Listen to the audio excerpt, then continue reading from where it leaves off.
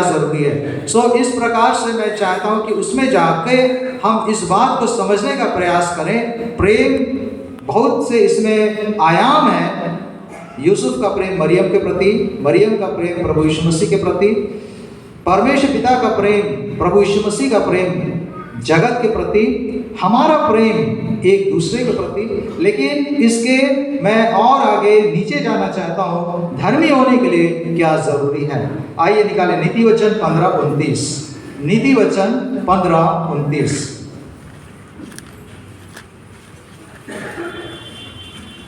यहोवा दुष्टों से दूर रहता है, परंतु धर्मियों की प्रार्थना सुनता है। यहोवा दुष्टों से दूर रहता है, परंतु धर्मियों की प्रार्थना सुनता है। यहोवा, आई रिपीट, दुष्टों से दूर रहता है, परंतु धर्मियों की प्रार्थना सुनता है। मैं विश्वास करता हूं कि चूंकि यूसुफ धर्मी मनुष्य है, वह इस समय प्रार्थना कर रहा है। यूसुफ धर्मी था और धर्मी प्रार्थना करता है, और परमेश्वर पिता धर्मी की प्रार्थना को सुनते हैं। इस समय मैं विश्वास करता हूं कि यूसुफ प्रार्थना कर रहा है, और वो ये प्रार्थना कर रहा है कि परमेश्वर पिता, मैंने मरियम के बारे में सुना है कि वो गर्भवती है। अब मैं उससे कैसे विवाह कर सकता हूं? मैं उससे विवाह नहीं कर सकता। मैं उसको छोड़ देना चाहता हूं, मैं उसको त्याग देना चाहता हूं। किंतु प्रभु, आपकी क्या इच्छा है? आप मुझ पर प्रकट करिए। आप ही बताइए कि ऐसी स्थिति में मुझे क्या करना चाहिए। मुझे समझ में नहीं आ रहा है। मैं पशुपेश में हूँ, मैं डायलेमा में हूँ, मैं निर्णय नहीं ले पा रहा हूँ। मैं क्या करना चाहिए मुझे? प्रभु, मैं यहाँ नासरत में हूँ। मरियम यरूशलेम में है। नासरत और यरूशलेम के बीच में लगभग 70 मील का फासला है। इंटरनेट तो उस समय नहीं था, लेकिन आप जानते हैं कुछ बातें ऐसी हैं जो कि बड़ी तेजी से फैलती हैं। आ गए उसके पास, पता चल गया उसको। मैं अच्छी तरह जानता हूं, कुछ चीज जानूं चाहे ना जानूं, लेकिन परमेश्वर पिता, मैं ये अच्छी रीति से जानता हूं कि वो मेरा बच्चा नहीं है। मैं मरियम के साथ क्या करूं? यूसुफ के लिए ये बहुत मामूली प्रश्न नहीं था।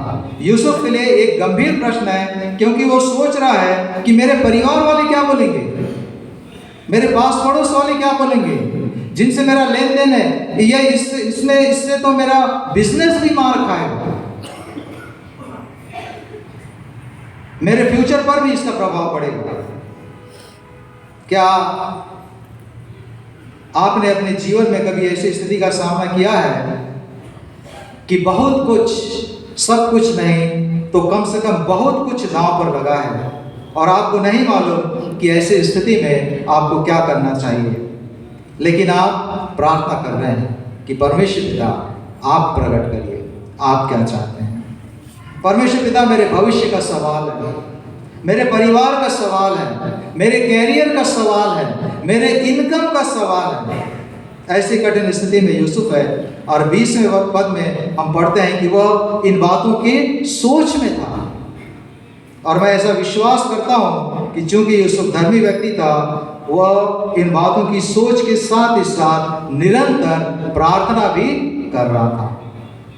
मैं निरंतर, कंटिन्यूअसली, कंसिस्टेंटली इसलिए कह रहा हूं क्योंकि कई बातें इतनी कठिन होती हैं, इतनी क्रिटिकल होती हैं हमारे जीवन में, कि उसके लिए आपको और मुझको बार बार प्रार्थना करना होगा। कभी बैठकर, कभी घुटनों पर, कभी चर्च में आके आल्टर के सामने वेदी को पकड़कर प्रार्थना करना होगा, और परमेश्वर पिता से विनती करना होगा कि परमेश्वर पिता, आप अगुवाई करिए, आप रास्ता निकालिए, आप ही ठीक कर सकते हैं। कोई और दूसरा रास्ता नहीं है, कोई और दूसरा चारा नहीं है, कोई मेरी सहायता नहीं कर सकता, कोई मुझे समझ नहीं सकता। किसी को मैं बताऊंगा तो भी वो नहीं समझेगा कि मेरे जीवन में क्या चल रहा है, मेरे साथ क्या घट रहा है, कोई मुझको समझ नहीं पा रहा है। हमारे हृदय में कई प्रकार के इमोशंस होते हैं, मैंने पहले भी बात बताया, जो कई बार हमको कंफ्यूज कर देते हैं। किंतु प्रार्थना हमको क्लैरिटी प्रदान करती है। प्रार्थना हमारी आंखों को खोल देती है कि हम परमेश्वर पिता की इच्छा को देखें, परमेश्वर पिता की इच्छा को जानें। जो परमेश्वर पिता चाहते हैं कि हमको करना चाहिए, जो परमेश्वर पिता चाहते हैं कि हमको बनना चाहिए, प्रार्थना उसके लिए हमको रिसेप्टिव बनाती है। हम उस चीज को फिर ग्रहण कर पाते हैं। सो यूसुफ ने प्रार्थना की, उसने प्रार्थना की और देखिए क्या होता है। एक स्वर्गदूत, परमेश्वर पिता ने अपने दूत को भेजा और परमेश्वर पिता का दूत यूसुफ से कहता है, क्या कहता है, दाऊद की संतान, तू अपनी पत्नी मरियम को अपने यहाँ लाने से मत डर। इसका मतलब यह है कि तू उससे शादी कर, उससे विवाह कर। सरल शब्दों में मरियम से विवाह उसको करना है। प्रार्थना में परमेश्वर पिता कभी कभी ऐसी बातों को प्रकट करते हैं जिन्हें हम नहीं चाहते, जो हम करना नहीं चाहते, जिनसे हम बचना चाहते हैं, जिन्हें हम करना नहीं चाहते। कभी कभी परमेश्वर पिता प्रार्थना में उन्हें ही हमको रिवील करते हैं कि तुम नहीं चाहते हो, लेकिन मैं चाहता हूं कि तुमको ऐसा करना है और तुमको करना। मैं जानता हूं योना, तुमको निनवे जाना पसंद नहीं है, तुम नहीं जाना चाहते हो, लेकिन तुमको जाना पड़ेगा। पौलुस, मैं जानता हूं तुमको एक कांटा पसंद नहीं है, लेकिन जिंदगी भर इसी कांटे के साथ तुमको काम करना पड़ेगा। मैं जानता हूं अब्राहम, सारा, तुम्हारे लिए मुश्किल है अपने घर बार को छोड़ना, लेकिन तुमको छोड़ के जाना पड़ेगा। कभी कभी परमेश्वर पिता उन बातों को जिनको हम नहीं चाहते, परमेश्वर पिता हमारे सामने ही लाते हैं। मैं जानता हूं अय्यूब, बहुत कठिन परिस्थिति, विपत्तियों का सामना करना तुम नहीं चाहते, लेकिन मैं चाहता हूं तुम विपत्तियों का सामना करो। तुम नहीं चाहते, मूसा भाग के आए थे मिस्र देश से, 40 साल तक घूम रहे थे, वापस मैं भेज रहा हूं तुमको जाना पड़ा। तुम नहीं चाहते, लेकिन मैं चाहता हूं कि तुम जाओ। तुम्हारे लिए कठिन है स्थिति, रिस्क लेना, लेकिन लेना पड़ेगा। राजा के सामने जाना पड़ेगा ताकि तुम अपने लोगों को छुड़ा सको। यूसुफ, तुम्हें मरियम को लाना है, और यूसुफ उस बात के अनुसार करता है, मरियम को अपने पास ले आता है। सो जब आप और मैं जब आप प्रार्थना करते हैं, तो उन बातों को शायद जिनसे आप बचना चाहते हैं, उनको पूरा करने की ताकत परमेश्वर पिता आपको देते हैं। और जो दूसरी और महत्वपूर्ण बात जिसको मैं कहकर समाप्त करूंगा, वो ये कि परमेश्वर पिता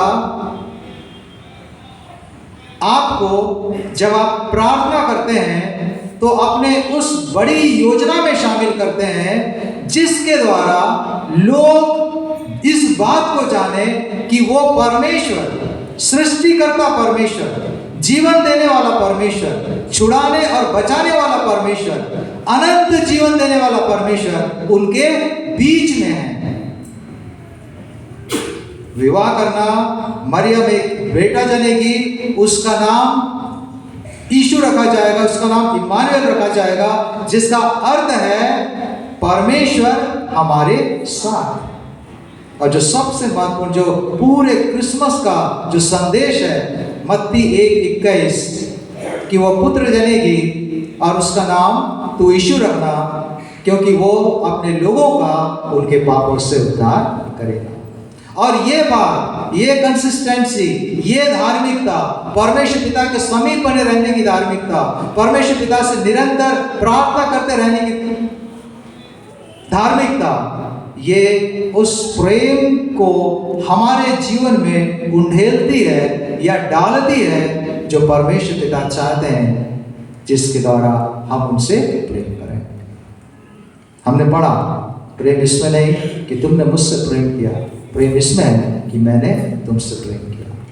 प्रेम मेरी आज्ञा, प्रभु यीशु मसीह कहते हैं यूहन्ना रचित सुसमाचार में, मेरी आज्ञा यही है कि तुम एक दूसरे से प्रेम करो। परमेश्वर पिता के पवित्र वचन के अनुसार हम इस बात को सीखते हैं, जिसको तुम देख रहे हो, जिसको तुम देख रहे हो, जिनको हम देख रहे हैं, जिनको आप और मैं देख रहे हैं, यदि हम उनसे प्रेम नहीं रख पाए तो जिनको हम नहीं देखे हैं उनसे कैसे प्रेम रख पाएंगे। और इसलिए परमेश्वर पिता चाहते हैं कि हम उस प्रेम को अपने जीवन में प्राप्त करने के लिए निरंतर और निरंतर प्रार्थना करते रहें। जिस प्रकार से यूसुफ ने किया और उस कार्य को करने के लिए वो कायल किया गया, उसको ताकत मिली, जिस कार्य को शायद वो करना नहीं चाहता, सबसे अंतिम ऑप्शन वो रखा रहा होगा कि मैं ऐसा करूँगा, लेकिन परमेश्वर पिता ने उसी को उसके लिए प्राथमिकता बना दिया और उसने उसको किया। और ऐसा करके आज हम जानते हैं, इस बात पर विश्वास करते हैं कि परमेश्वर पिता हमारे साथ हैं। आइए प्रार्थना।